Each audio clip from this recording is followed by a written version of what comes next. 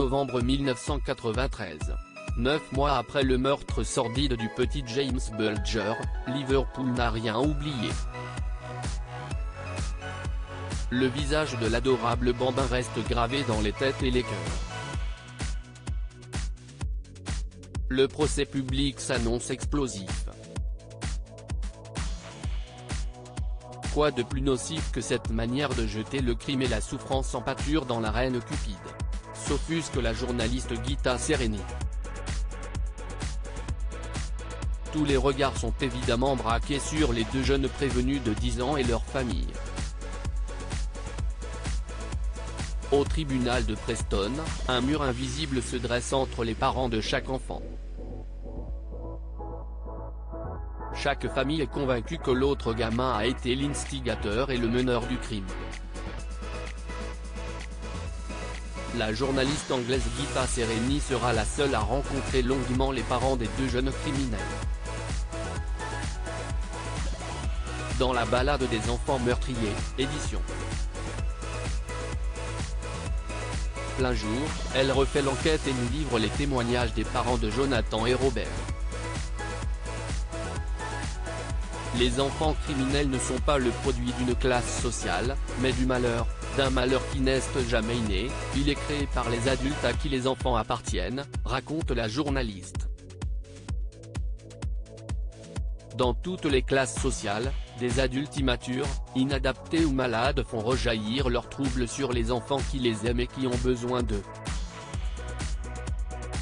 Si les circonstances s'y prêtent, ces enfants refléteront, reproduiront et souvent paieront le prix de cette détresse. Les enfants ne sont pas mauvais, ajoute Gita Sereni. Un matin, il est parti en laissant 5 livres sur la table. Les parents de Jonathan, Neil et Suzanne Venable, sont séparés depuis 1983, mais n'ont jamais divorcé. Ils ont 3 enfants rapprochés, dont 2 handicapés. Jonathan, l'enfant du milieu, était né, semble-t-il, sans problème. L'école le décrit comme un écolier perturbé qui se tape la tête contre les murs en classe. Il grandit dans une atmosphère de très grande tension maternelle. Démunie, débordée par ses enfants différents, Suzanne Venable s'était sentie totalement prise au piège dans son foyer. Neil, le père, n'apporte que peu de soutien. La maison et les enfants, si est son boulot, déclara-t-il. Je lui ai juste dit de se débrouiller. À l'époque du meurtre, il est au chômage depuis 10 ans. Anne Thompson, la mère de Robert, a quant à elle 6 fils avec son ex-mari, qu'il a abandonné en 1988, après 17 ans de mariage, pour une femme mariée rencontrée lors de vacances familiales au camping. Bon Dieu, elle avait 54 ans, Robert, 34. Je n'imaginais pas qu'il puisse y avoir quelque chose entre eux. Un soir, il a décidé de l'installer dans la caravane et j'ai été contrainte de dormir avec les enfants dans la tente. 7 semaines plus tard, de retour à Liverpool, Robert abandonne femme et enfants. Il fuit avec sa maîtresse sans laisser d'adresse. Un matin, il est parti en laissant 5 livres sur la table de la cuisine. Si est tout ce que j'ai obtenu de lui pour les enfants. Confie Anne Thompson. Si est le quotidien Daily Mirror qui retrouve la trace de Robert Thompson, en 1993. La police de Liverpool ira l'interroger dans le joli cottage qu'il partage avec la nouvelle Mrs. Thompson. Une maison rutilante, avec beaucoup de photos encadrées de jeunes couples et d'enfants, aucune des siens, précise alors la police. Anne Thompson assiste seule au procès de son fils. les aveux des jeunes criminels glacent le sang malgré toutes les difficultés et les dysfonctionnements familiaux. Ironiquement, le soir du 12 février, et dans l'heure qui suit le meurtre du petit James, chacun des garçons sera amené au commissariat de Walton, à Liverpool, par sa mère. Chacune a découvert son enfant dégoûtant, les mains et les vêtements couverts de boue et de grandes éclaboussures de peinture bleu clair. Comprenant qu'il a fait l'école buissonnière, Suzanne est furieuse que Jonathan ait encore manqué l'école avec Robert.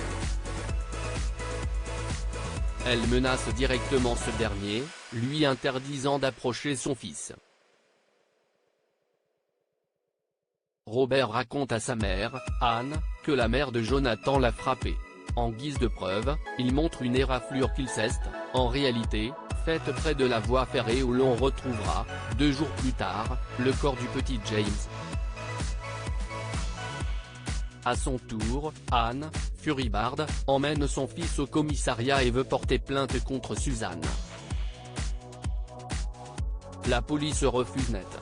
Un peu plus tôt, Suzanne a elle-même traîné Jonathan au commissariat, demandant à l'agent de garde de donner un avertissement à son fils pour avoir manqué l'école.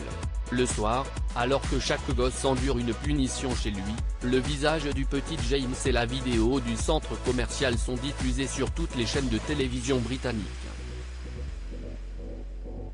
6 jours après le meurtre, les 2 garçons sont arrêtés, en pyjama, à leur domicile.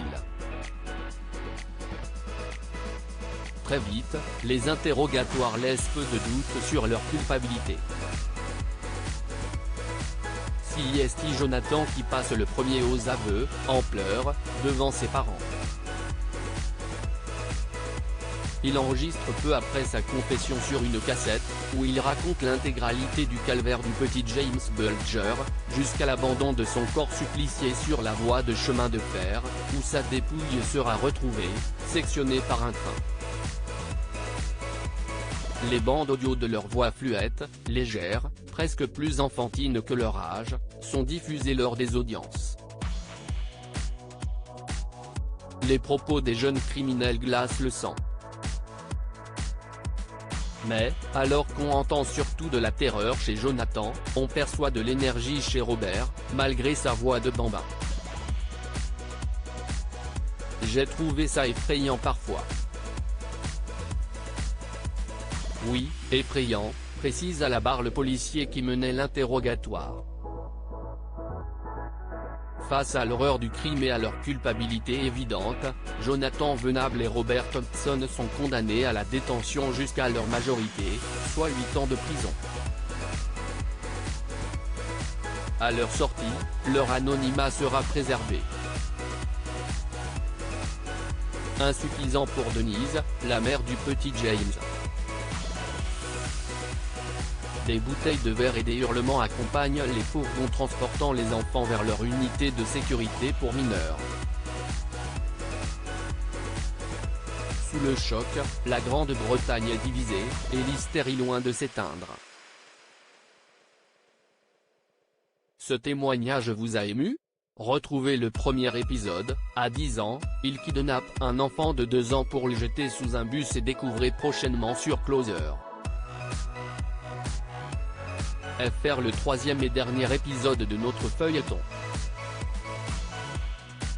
À propos de l'auteur de Coralie Vincent. Journaliste Coralie Vincent est journaliste sur le site Closer. FR depuis septembre 2012. Discrète et passionnée, Coralie Vincent est passionnée par l'actualité des médias et des séries télé. Ces derniers articles et Danse avec les stars 1, et bien Danser maintenant. Danse avec les stars 1, André Manoukian est le premier à quitter l'aventure Danse avec les stars 1, Rossi de Palma est éliminé, Jean-Marie Bigard déçoit.